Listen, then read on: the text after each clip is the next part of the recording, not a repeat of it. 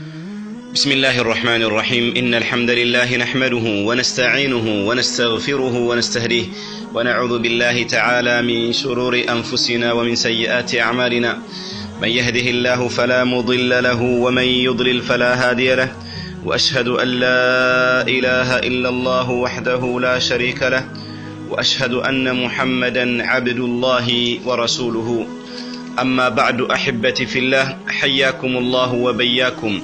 السلام عليكم ورحمة الله وبركاته أحبتي في الله يا الله سبحانه وتعالى فقاد ሆኖ ባለፈው ደርሳችን ልባችን ላይ ህይወት የሚዘራ ነገር ምን እንደሆነ ለማየት ሞክረን ያም እርሱ አላህ Subhanahu Wa Ta'ala አብስቶ ማውሳት እንደሆነ ለማየት እችለናል እርግጥ ነው አላህ Subhanahu Wa Ta'ala አብስቶ ማውሳት ልባችን ህይወት የሚሰጥ ከመሆኑም በተጨማሪ አላህ Subhanahu Wa Ta'ala ዘንዳ ትልቅ የሆነ ደረጃ ያጎናጽፈናል እንሆ ደግሞ ዛሬ አላህ በዛሬው ሐዲሳችን ደግሞ አላህ Subhanahu Wa Ta'ala ዘንዳ ከኛ ምን እንደሚፈልግ የሚያስተምር ከልብ ጋር ተያይዞ የመጣ ሌላ አንድ ሐዲስ ደግሞ እንመለከታለን በዚህ ሐዲስ ረሱል አለይሂ ሰላቱ ወሰለም ሰዎች ትኩረት ሰጥተው ሊንቀሳቀሱበትና ትግል ያደርጉበት የሚገባው ነገር ምን እንደሆነ ይጠቁሙናል نبي الرحمة صلوات ربي وسلامه عليه يقول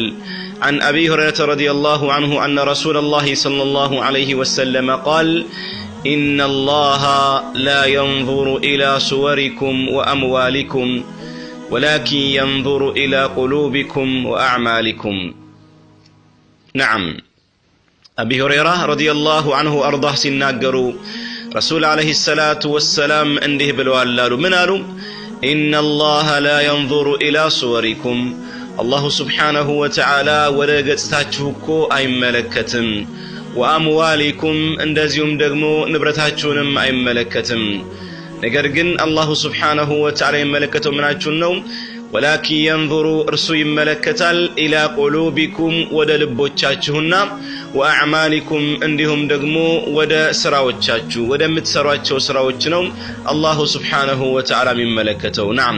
الله سبحانه وتعالى ትልቁና ዋነኛው አሳሳቢው ቁም ነገር ምንድነው ልብ ነው الله سبحانه وتعالى ዘንዳ ትልቁና ዋነኛው አሳሳቢ ነገር ምንድነው ስራ ነው نعم የሰው ልጆች ሁላችንም እንደምናቀው በየጊዜው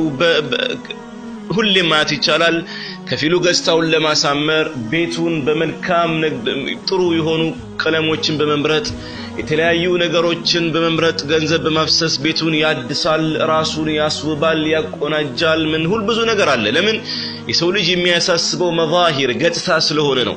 አላህ Subhanahu Wa Ta'ala ግን ገጽታ መዛሂር ይሄ ምንድነው የላይ ሆይታ ፈጽሞ አያሳስበው ላላ አበደን በጭራሽ ትልቁና ዋነኛው ቁም ነገር አላህ Subhanahu Wa Ta'ala ዘንዳ ልብ ነው አላህ Subhanahu Wa Ta'ala ዘንዳ ትልቁና ዋነኛው ነገር ምንድነው نعم ስራ ነው የሚያስፈልገው ምላስ ባበዛ አይደለም ወይ ደግሞ ገጽታውን ባሳምር አይደለም ትልቁና ዋነኛው ቁም ነገር ሚስጥሩ የት ነው ያለው ልብና ስራ ላይ ነው نعم ልብ ብቻ አይደለም ለምን ልብ ራሱ እኮ የሰው ልጅ የሚሰራው ልቡ የቋጠረው ነው ኩሉ ኢናኢን ينضح بما فيه ይባላል እያንዳንዱ ዕቃ በውስጡ ያለውን ነገር ነው የሚረጨው ለምሳሌ አንተ አንድ የሆነ ባልዲ ያመጣህና እዛ ባልዲ ውስጥ የሆነ ስፖንጅ አስገባህበት ባልዲ ውስጥ ያለው ውሃ ነው ስፖንጁን አስገብተህ ብትጨምቀው የሚወጣልህ ምንድነው ውሃ ውስጥ ነው ያስገባው ወተት ይወጣል እንዴ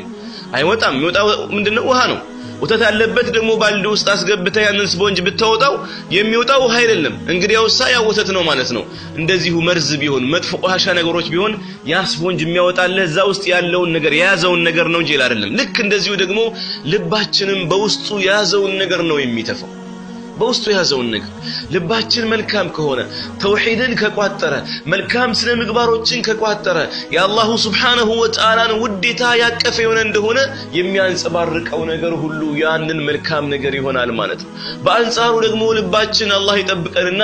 ሽርክ ከሆነ የቋጠረው ኒፋቅ ከሆነ የቋጠረው መጥፎ የሆኑ ነገሮችን ኩፍርን ክህደትን ሌላች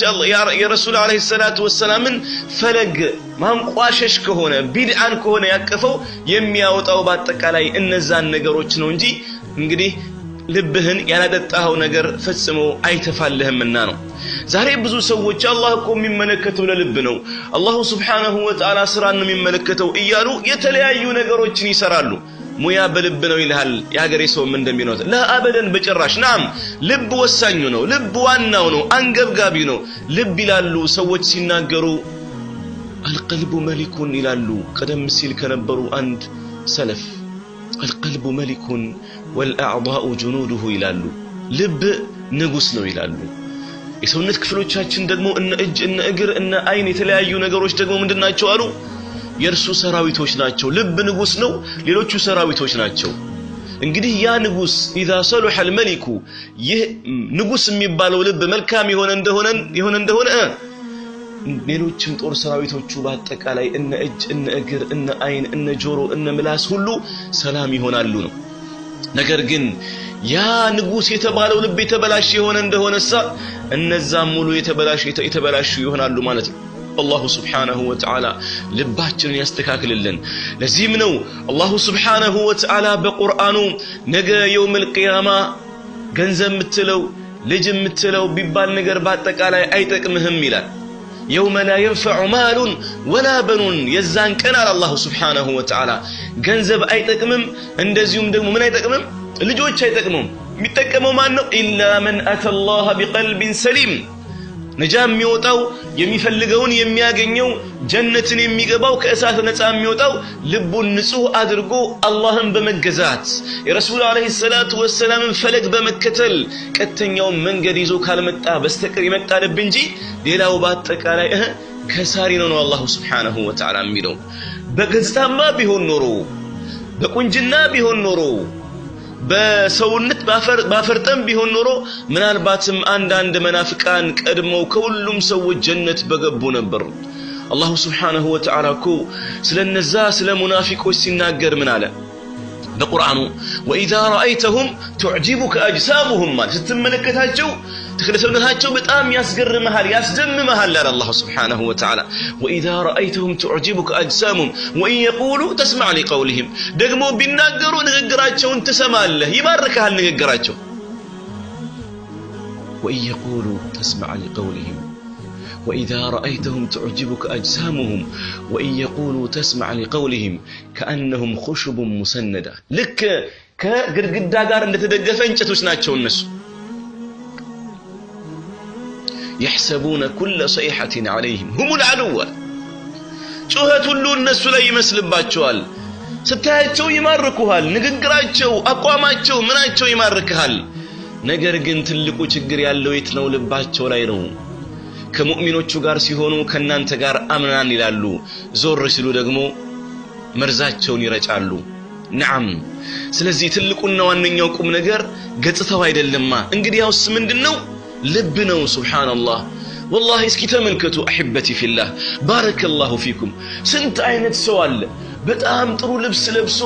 ከረባቱን ምኑን አድርጎ በቃ خلاص የሚንጠባረር ስታየው ያምራል ነገር ግን ሰው ይወደዋል ፈጽሞ ሲወደው አታየው ኩራት አለበታ ሰዎችን ይንቃላ በቃ ለሱ ማለት ዱንያ ማለት ይሄ ነው በቃ خلاص ያ ይሄ የለበሰው ሰንሰለት የለበሰው ጫማ የለበሰው ልብስ ገጽታው ምናምኑ ልክ እንደዛው ደግሞ ሴትየዋ በቃ خلاص ያን ያላደረገችው ነገር የለም ተንቀሳቃሽ ኮስሞቲክስ በላት ሁሉ ነገር እሷ ጋር ታገኘዋለህ ነገር ግን የሰው ፍቅር ግን አላህ Subhanahu Wa Ta'ala አይሰጣትም አልሰጣትም ባል እንኳን አታገኝም ሌላው ቀርቶ እንኳን ቢቀርባት ምላሷ መከራ ነው ስድዋ መከራ ነው 3-4 ጊዜ ተፈታ ታገኛታለህ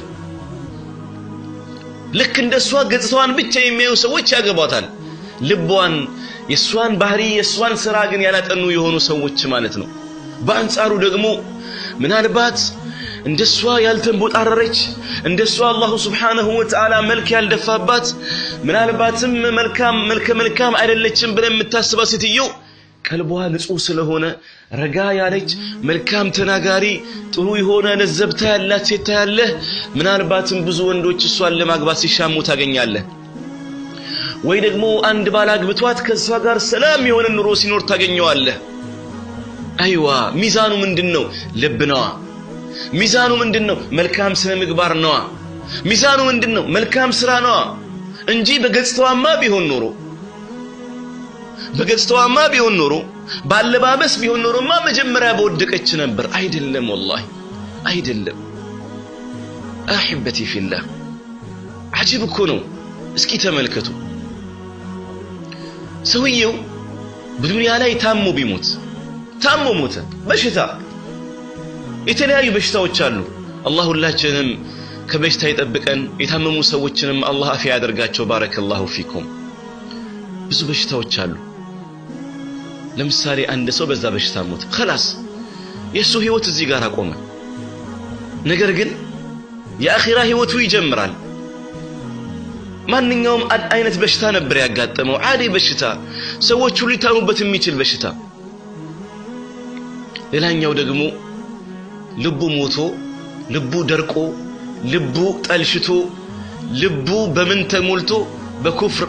ልቡ በመቀኝነት ልቡ በኒፋቅ ተሞልቶ ደግሞ ሞተ በቃ ልቡ የሞተው ስንል ስራ ያቆመ ማለት አይደለም ደሙን ይረጫል ነገር ግን መልካም ነገር የጠቆረ ልብ አለ አይደለም የተበላሸ ልብ ማለት እኮ ነው መልካሙን መጥፎ አድርጎ የሚያይ መጥፎውን መልካም አድርጎ የሚያይ በቃ መልካም ነገሮችን ሁሉ የሚጠላ ልብ በቃ ልቡ ታሞ ይሄ ሰውዬ በዚህ ሁኔታ ላይ ሳለ ሳይቶበት ወደ አላህ ሳይመለስ ሞተ